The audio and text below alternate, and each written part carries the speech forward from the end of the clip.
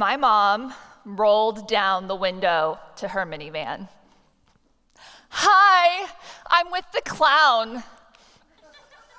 A confused look, a shrug, and a lifted gate with a wave in. Every time. Where there's childhood merriment, a clown follows. Did we know the clown? No. But apparently, being part of the clown's entourage opens doors and gates to free parking. And according to my mom, trying to score free parking, especially at the state fair, is fun.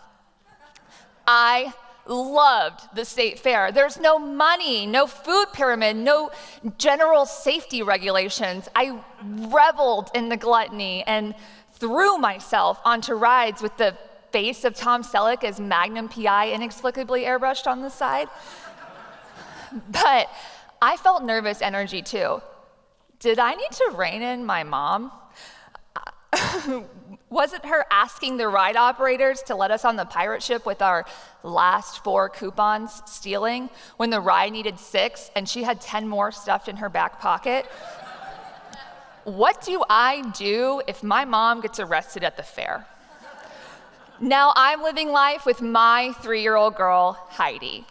Not wanting to pass on my childhood anxieties to her, we play by the rules. She sets the table, feeds her dog, and spends the occasional evening after school peacefully protesting pipeline construction.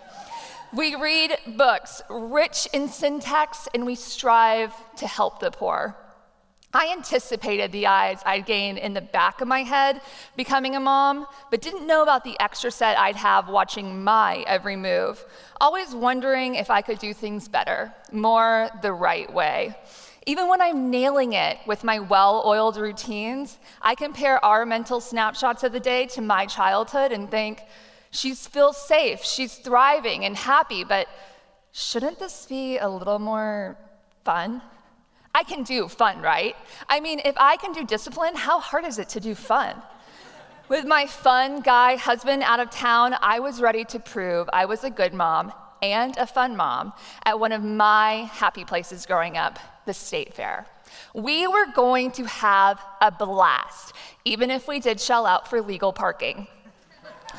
We woke up on the day we had circled with big red marker and written on our color-coded family calendar, fair day, to a 20-degree drop in temperatures. Trying to push the thought of catching our first seasonal colds out of my mind, we huddled together in the mile-long admission line with all different types of germs disguised as people. The line snaked to the entrance as we were all checked for weapons, pausing just enough times for me to contemplate all the ways in which we could die today. The educational opportunities of pig races, the dog show, and livestock arena were first. You know what comes along with animals? Shit.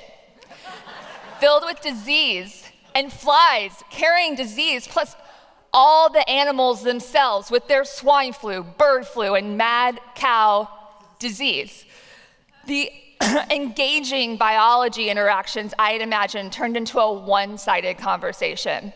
Aren't you having so much fun? No, don't touch that. Don't touch anything. Heidi was hungry, and I quickly cross-examined state fair food offerings versus our do not eat list of GMOs, trans fats, saturated fats, allergens, and stimulants. I ended up offering her half a Larabar from the bottom of my purse. The only thing Heidi had been told about the fair by her friends was to get cotton candy. As we walked by booths dangling cellophane bags of freshly spun refined sugar and red dye number 5, each time I thought I was busted, until I realized Heidi didn't see it. She didn't see it because she couldn't see it. She has no idea what cotton candy is, nor that its ingredients provide a fleeting moment of sweet bliss before turning young children into the devil. I was not about to introduce her to the concept. Soon enough, the self-critical thoughts rolled in. What kind of mom am I that the state fair isn't fun. Am I doing this right? Do I do anything right? On the midway, I scanned our offerings for the best selection based on quality of the safety harnesses, proximity to solid ground, and assumed reflexes of the ride operator based on basic appearances. Heidi grabbed my arm with her right hand and shot straight ahead with her left. She had set her sights on the children's steel roller coaster, the Dragon. Teetering 5 feet over the cement, the screws that held the Dragon together looked one disassembly away from being completely threadbare. My internal dialogue pleaded, just be a fun mom. Just be a cool mom. Sure, you can ride the Dragon as long as you're tall enough. My little girl strolled up to the must be this tall to ride sign. Then I saw her, with no prior coaching, walk up and slowly and purposefully lift herself onto her toes to make the top of her ponytail hit Big Tex's regulatory finger. Damn it. My kid was cheating at the fair? Then on second thought, this child feels safe in my care because of my rules and boundaries. And now she wants adventure and to know what it feels to bend the rules, to have some fun. So we were getting on that Dragon. I just needed to buy more coupons, and we stopped on the way back for the largest, pinkest, fluffiest cone of cotton candy I'd ever seen. I too could live in the moment for once without only worrying about future consequences. And calories don't count when you're being a badass bitch. This was it. We are doing fun. We loaded into the Dragon's torso, throwing our hands in the air and expecting squeals of delight to follow when we rounded that first corner and quickly realized that close only counts in horseshoes and hand grenades, not the few extra inches deemed mandatory to ride already questionable state fair attractions.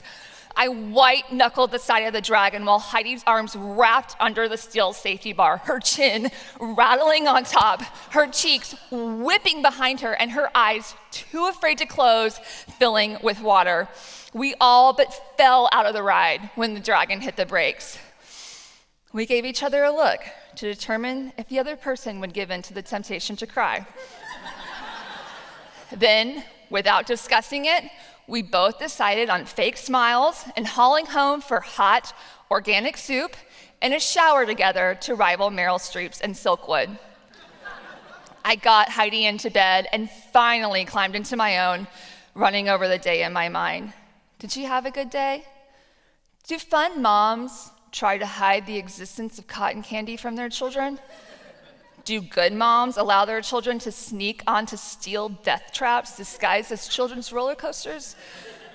Just as I began my nightly self-audit, a tiny frame appeared in the doorway.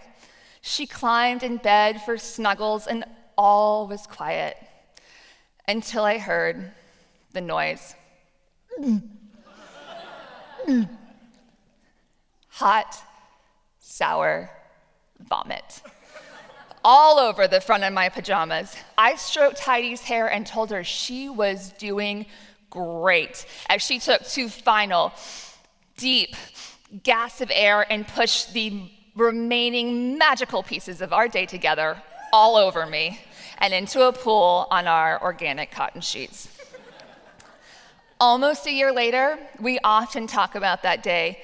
When I'm driving or making dinner, she'll ask, "Mom, do you remember the time I threw up on you?" And I say yes and silently thank her. Today, I don't have to ask myself, am I a good mom? She may dream of an existence of more yes to candy and chaos, but one day she'll appreciate coming home to a little structure and love after exploring the wilds of the great big world out there. I could replay my every move and always find a way to do things more by the book or have more fun.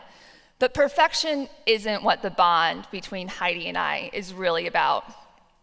Being the only person alive who will pull her in closer so she can vomit into the familiar softness of my freshly shampooed hair is plenty good enough.